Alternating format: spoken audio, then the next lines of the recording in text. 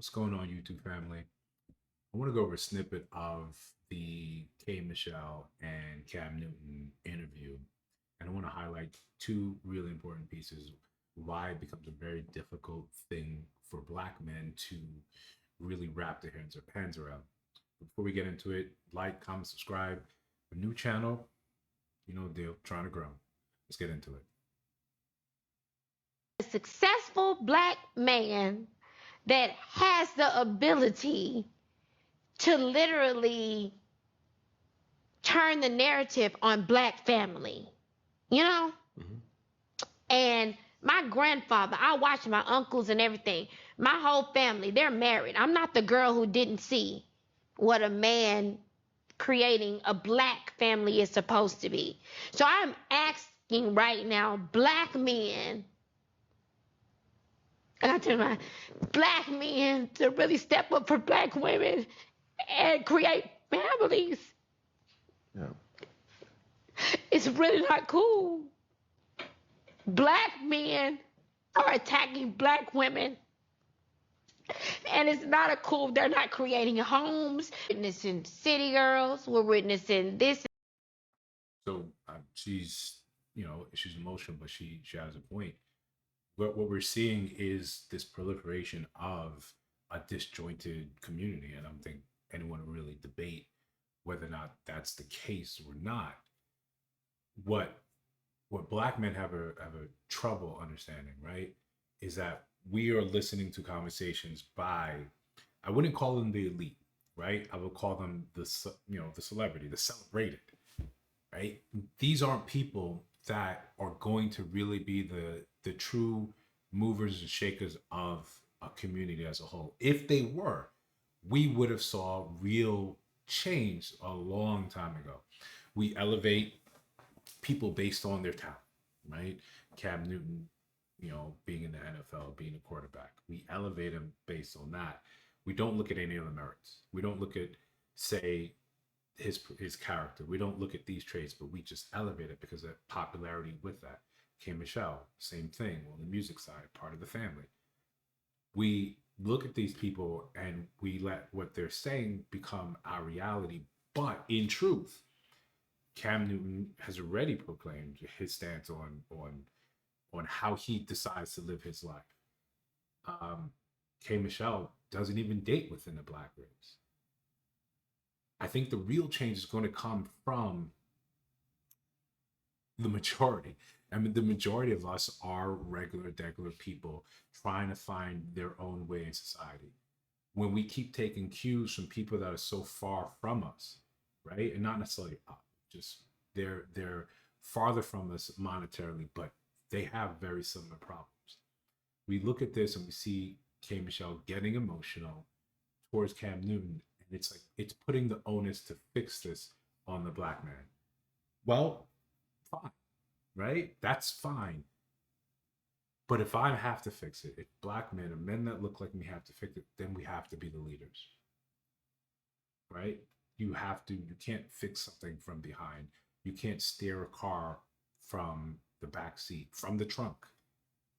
If we're not going to be given the lane and the respect and the opportunity to, right, to be these leaders, to be these ones, then it's not on us, right? We're all passengers on the Titanic. We see the iceberg and we know what's going down, and people are just trying to get theirs before they have a shot. We can't. It's not a fix that's going to come from the likes of Cam Newton and the people in that echelon. It's really not. It's going to come from the, I hesitate to use the word mundane, but the regular folk, right? Us, we're the backbone of the society or culture. If we as a whole turned our attention elsewhere, celebrity would mean nothing. Absolutely nothing. Our eyes, our attention, our dollars give these people a platform. Now it becomes very difficult for us as regular black men to look at this and feel any real type of sympathy for K. Michelle, for what she's saying.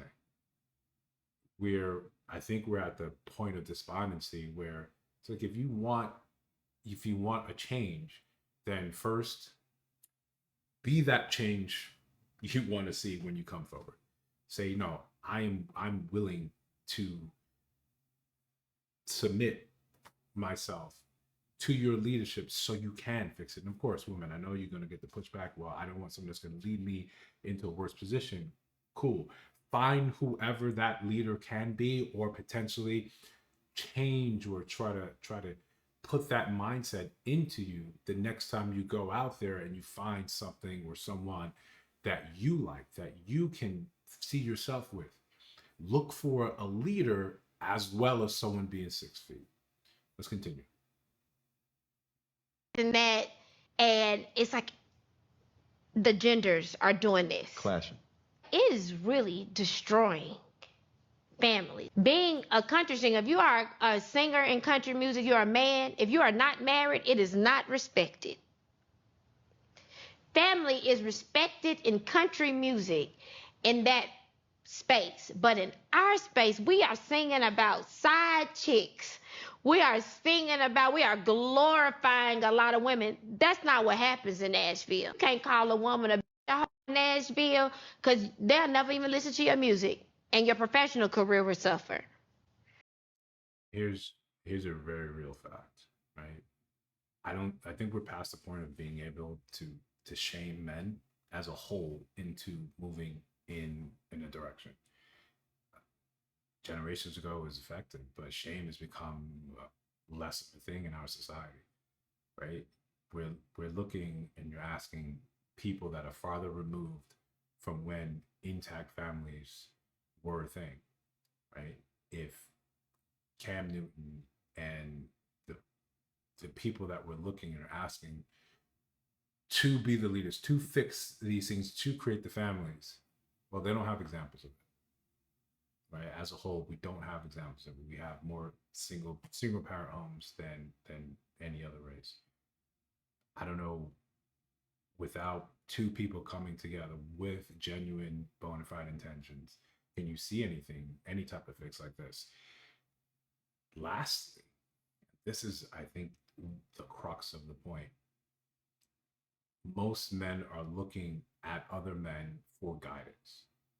And when they look at married men and they hear very real conversations about how miserable they are, say they don't want that. They still want all the other things that come with dealing with a woman. They still want the sex. They still want the kids. They still want the children, right? They just don't want that family.